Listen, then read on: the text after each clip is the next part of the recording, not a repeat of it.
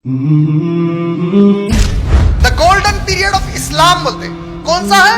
जब साइंस की तरक्की हुई मुसलमानों में। अरे पागल, नबी का जमाना सबसे बेहतरीन जमाना रहेगा या बाद वालों का जमाना रहेगा जिसमें साइंस तरक्की करी? नबी और सहाबा के जमाने से प्यारा कोई जमाना नहीं हो सकता कायनात में नहीं हो सकता। आदम अलैहिस्सलाम से लेकर आखिरी इंसान आने तक अल्लाह की कसम ईमान है हमारा, मेरे नबी जिस दौर में थे उससे प्यारा कोई दौर हो ही नहीं सकता। तो गोल्डन पीरियड तो मेरे नबी का पीरियड है, उससे बेहतर कोई पीरियड हो सकता जिसमें कुरान नाजिल हो रही थी? उससे बेहतर कोई पीरियड हो सकता जिसमें सहाबा नबी के साथ मौजूद है? भाई हमारे पास टाइम नहीं है, मस्जिद बनाने पैसा दे देंगे, कोई काम कर रहा तो उसको पैसा दे देंगे, हम नहीं आ सकते। अरे तू नहीं आ सकता जबकि तेरी जान और माल खरीद लिया अल्लाह ताला जन्नत के बदले में, तो इसका मतलब तू जन्नत में जा रहा हो। जो चीज तेरी जन्नत के लिए खरीदी गई, तू वो चीज को दुनिया के लिए खपा रहा अपनी, तो तू तो माल गलत जगह इन्वेस्ट कर रहा। तेरा जान और तेरा माल दोनों जन्नत के बदले में था, और जन्नत के लिए क्या करो बोले? जो जान दिया, जो माल दिया, दोनों भी मेरे दिन के लिए लगा बोले। कितनी बड़ी हरामखोरी है सूद में जाना, सक्की अम्मा से जिना करना। इब्ने माजा वॉल्यूम नंबर 3 हदीस नंबर 2274, सक्की मां से जिना। अब फतवा भी लेते कहते उसके से नहीं, हम ऐसे मुल्क में हैं जो दारुल हर्ब है।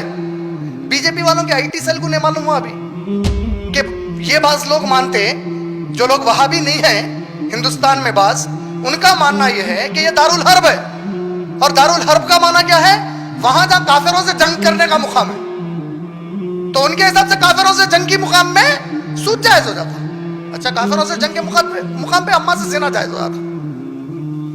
अल्लाह के नबी सल्लल्लाहु अलैहि वसल्लम बोल रहे मां से जिना। कुरान क्या बोल रहा? सूरह बकरा सूरह नंबर 2 आयत नंबर 279, ऐ मेरे नबी इन लोगों से कहो कि अल्लाह और अल्लाह के रसूल से जंग करने के लिए तैयार हो जाए। अल्लाह और नबी से जंग करने के लिए तैयार हो जाए बोल रहे अल्लाह ताला। अच्छा, इतने मुश्किलात आ गए मेरी जिंदगी में कि मैं अल्लाह और रसूल से जंग भी करने लग जाऊंगा। आप फतवा लेंगे? माल कहां से कमाया?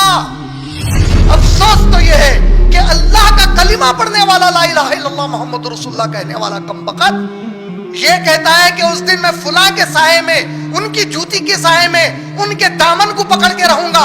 और अल्लाह के नबी को उम्मुल मोमिनीन पूछ रहे हैं क्या हम सब ब्रहना होंगे? तो बीबी आयशा रज़ी अल्लाह ताला अन्हा से बड़ा कोई इस उम्मत में वली हो सकता अल्लाह का?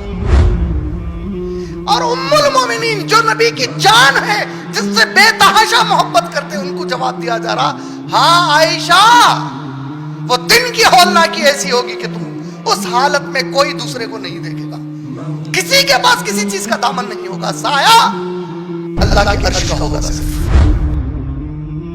इंसान हसरत करेगा, काश मैं एक मर्तबा और अल्हम्दुलिल्लाह बोल देता, आज मैं बच जाता जहन्नम से।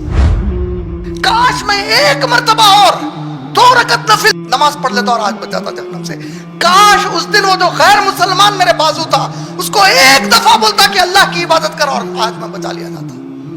काश उनको कहता कि मोहम्मद सल्लल्लाहु अलैहि वसल्लम कायनात के रसूल है और मैं आज बचा लिया जाता। काश उससे मेरी दोस्ती थी, उसको एक मर्तबा कुरान तोहफे में दे देता, उसकी रब की किताब उसको पढ़ने का मौका दे देता, आज मैं जहन्नम से बच। हसरत करेगा। काश काश काश यौमुल हसरत अल्लाह ताला इसको। खाली प्लैनेट अर्थ को अभी तक पूरी तरीके से साइंस इतनी एडवांस होकर डिस्कवर नहीं कर सकी। लाखों किस्म के परिंदे, कीड़े मकोड़े, अमेज़न जंगल दुनिया का सबसे बड़ा जंगल है, जहां आग लगी थी हाल में ब्राजील में। अमेज़न जंगल के अंदर लोग बताते हैं पूरा जंगल इन्होंने आज तक दरियाफ्त नहीं किया। डिस्कवरी आज तक पूरे 100% अमेज़न जंगल की नहीं हुई। 80% 80% ऑफ अमेज़न जंगल अभी भी अनडिस्कवर्ड है, सिर्फ 20% इन्होंने डिस्कवर किया। उसके अंदर अब अंदाजा लगाओ, पत्ते, अल्लाह ने क्या कहा सूरह अनाम में? कोई पत्ता ऐसा नहीं जो झड़ता है और उसके इल्म में नहीं होता, हर चीज उसकी मिल्कियत है। सुभान अल्लाह, जर्रा जर्रा, गरद उड़ती, गरद का एक एक जर्रा उसकी जायदाद है अल्लाह ताला की। जो चीजें आपको दिखाई नहीं दे रही, कोरोना वायरस दिखाई दे रहा, वो वायरस अल्लाह की जायदाद है। ऐसी जो कुछ कायनात में अल्लाह ने बताया मालिक। और अल्लाह ताला क्या फरमा रहे हैं? सूरह मुल्क, देखो सूरह का नाम ही सूरह मुल्क दिया अल्लाह ताला ने।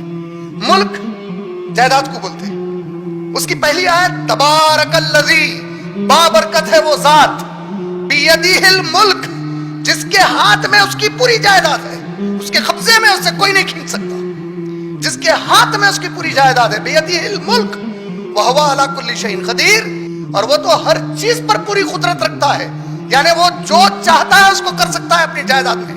کوئی مداخلت نہیں کر سکتا، کوئی اس پہ زور زبردستی نہیں چل سکتی. یہ اللہ کی ملکیت ہو گئی.